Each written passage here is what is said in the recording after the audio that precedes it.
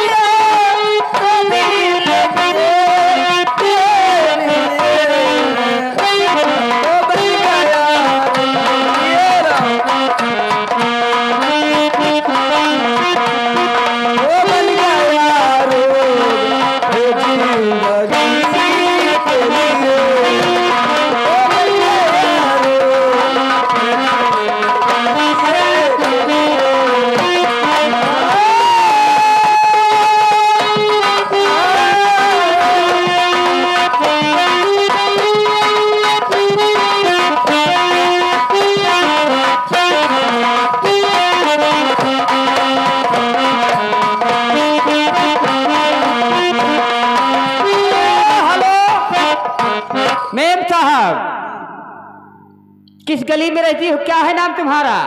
लड़का के फूफा खरीद लेंगे। क्या है नाम तुम्हारा?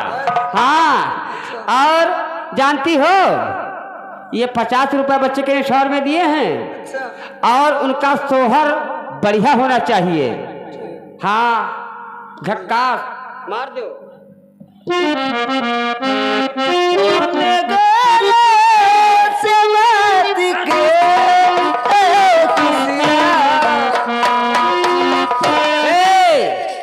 जब मैंने पहले ही बता दिया शुक्रिया हमारे विरह में, उसके बाद में उनका सोहर सुनाइए। हेलो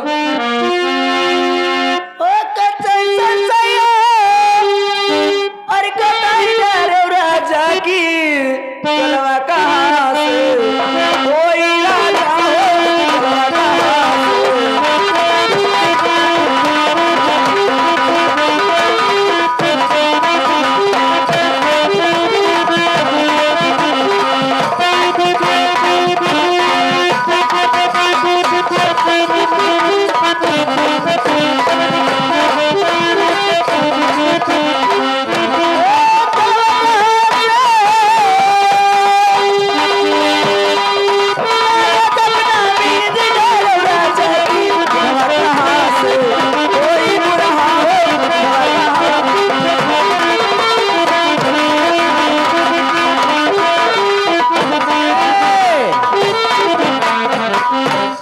तो देबे कि होले लड़का फूफा कहीं हमको दे दो, हमहू दे दी।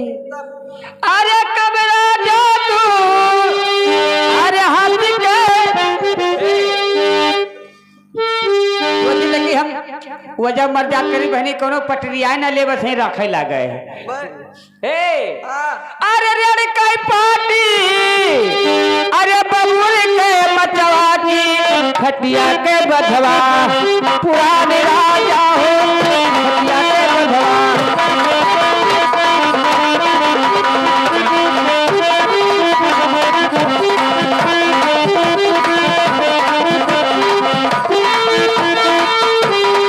खटिया के बधवा।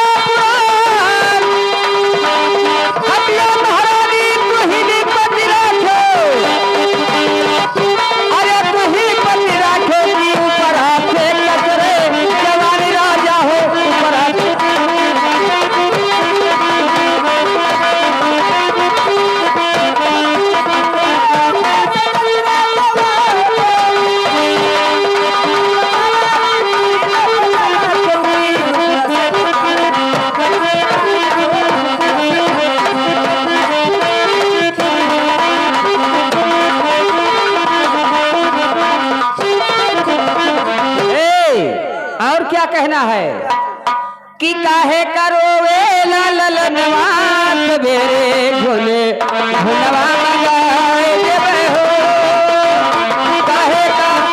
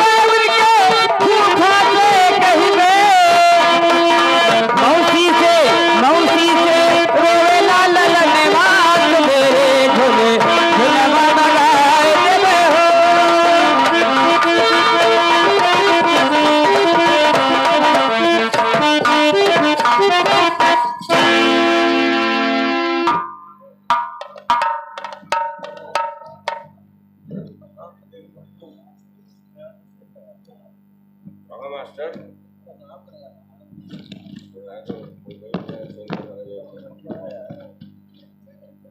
तो बैठे हो।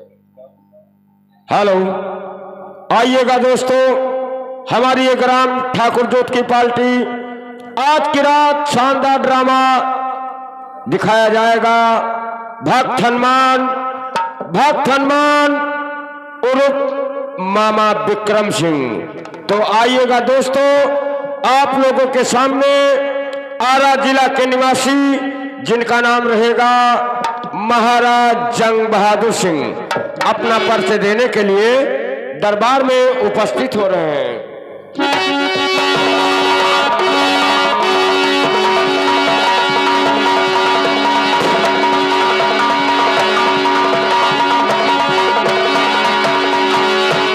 और ये है महाराज जंग बहादुर सिंह और महाराज जंग बहादुर सिंह की धर्म पत्नी जो बड़ी रानी का नाम रहेगा नीलम और छोटी रानी का नाम रहेगा सुशीला। दोनों अपना परिचय देने के लिए दरबार में उपस्थित हो रही हैं। हेलो,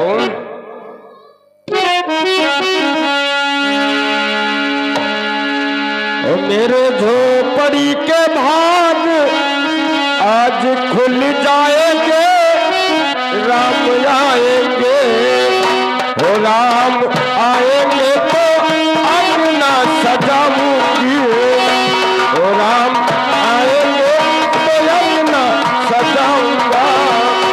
और मेरे झोपड़ी के भाग आज खुल जाएंगे, राम आएंगे, ओ राम आएंगे, आएंगे राम आएंगे।